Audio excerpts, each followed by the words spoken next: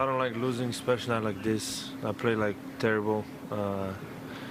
But if we say on our season, we talk about the season, I'm really proud of this team, man. Everybody, every player, every staff member.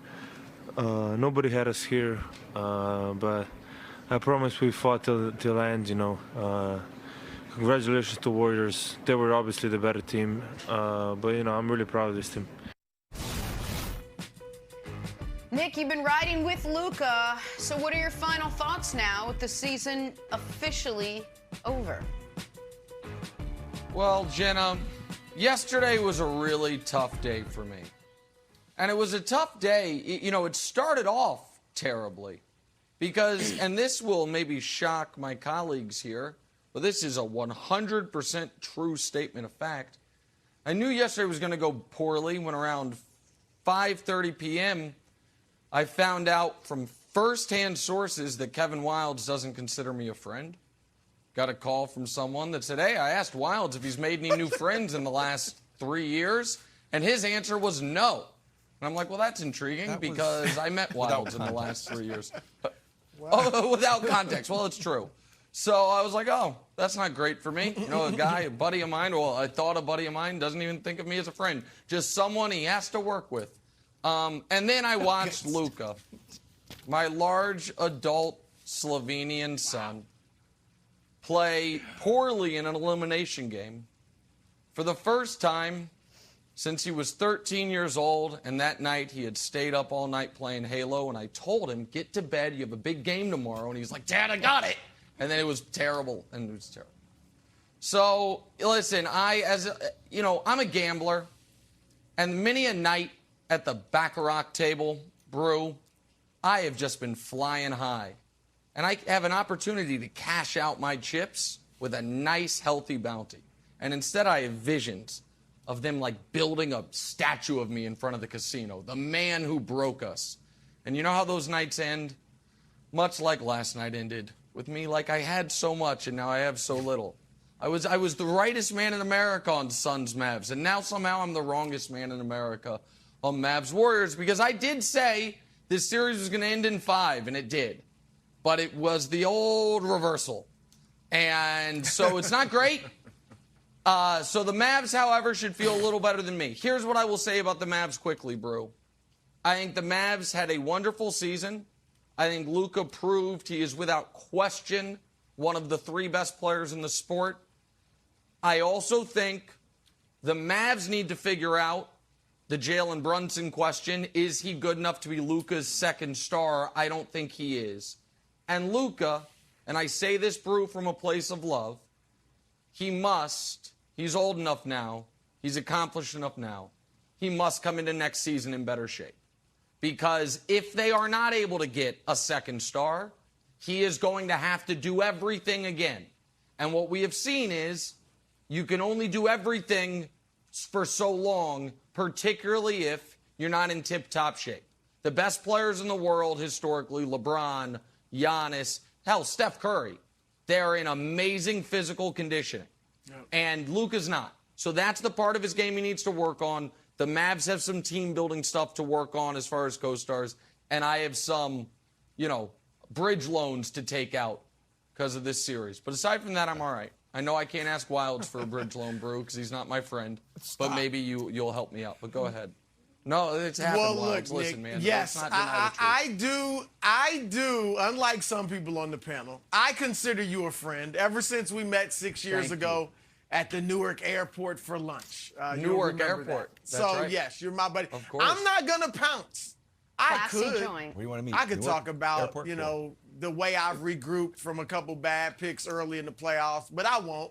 And I'm gonna give you this, Nick. I will give you this.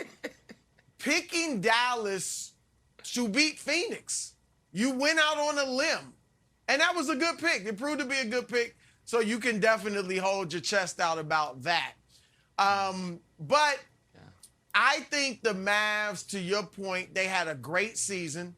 Luka was phenomenal. They honestly have nothing to hang their heads about. They went further than everyone except Nick predicted that they would.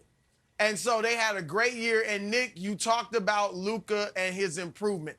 I think Luka proved that I wouldn't go as far as you to say he's already an all-time great playoff performer. I still think he needs more games to do that. I think he needs probably to win a championship before we're really going to say that. But he's en route. He is en route when you look at his individual ability and production, the impact he has on winning, and the team success he's had so far in only his 4th year at 23 years old.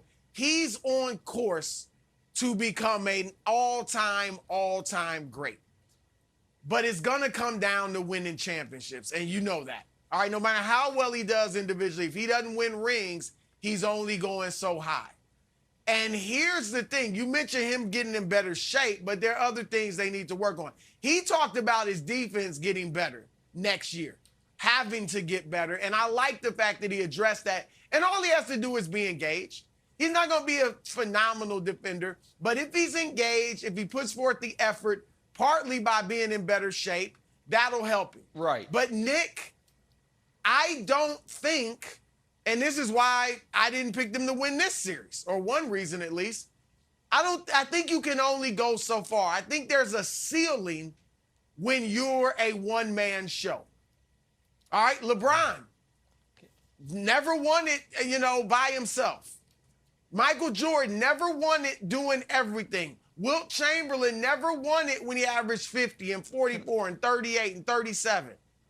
All right, this has a ceiling, absolutely, and throw in even James Harden if you like.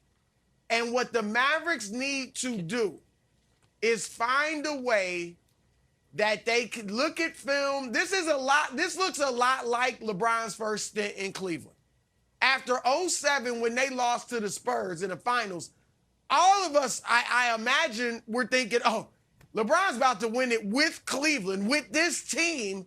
Even though they don't have a second guy, he's winning it pretty soon. And he couldn't because it really hasn't been done. And they need to find a way to maximize a second star alongside Luka. It probably will have to be Jalen Brunson initially, even though he's not on that level. But a second star is not, I don't know that it's going to want to go play with Luka. Because if you're a guy that can create your own shot, can go off the dribble, can create stuff for other teammates, I don't know how excited you're going to be about playing next to Luka. And they can do it, but they got to figure out the perfect way to do it. Can I just respond to that quickly? Because I've heard, listen, the Wilt didn't win when he averaged 50, and Michael didn't win when he was averaging 35. I think it's a little misleading.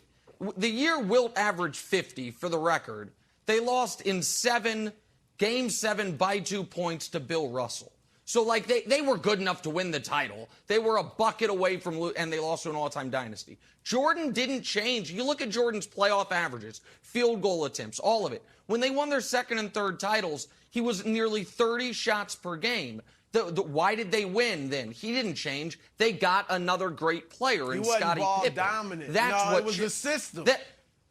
He wasn't ball that's dominant. Fair, but he was not the system. That's a fair point. The system was the No, that's Luka's the correct. system. That's correct. But I guess the point I would make is this, Wilds. First of all, we don't know that this is the way Luka wants to play, as opposed to the way Luka has to play. Agreed. Because he's never had a top 50 player in the league alongside him until maybe Jalen Brunson this time. And I do agree, Wilds, that a Luka, who's another ball-dominant great player, a Luka LeBron in his prime, that pairing kind of wouldn't make sense. But a Luka prime Klay Thompson, or a Luka Joel Embiid, or a Luka, another guy, like you've said, Kevin Durant. There are other stars that don't have to have the ball all the time that I do think those pairings would work. So I think we need to see how Luka would react if there was a great player to defer to. Quickly. I agree. Like LeBron got D-Wade. LeBron got Kyrie and Anthony Davis. If Luka can get a teammate that good, top 5, top 7 teammate, they can win it even playing this way because they'll be so good. But if they don't, if you just get like a regular all-star who's really good, I don't know if it's going to work.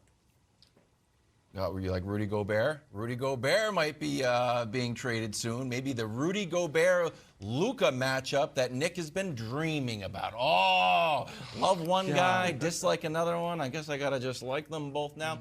All right, so here's my take, Nick, and I want your feedback on it.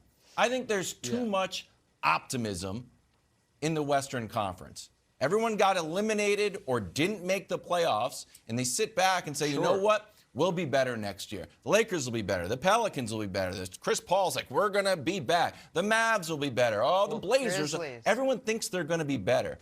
I almost think that Mark Cuban and Nico need to go into this offseason pessimistic.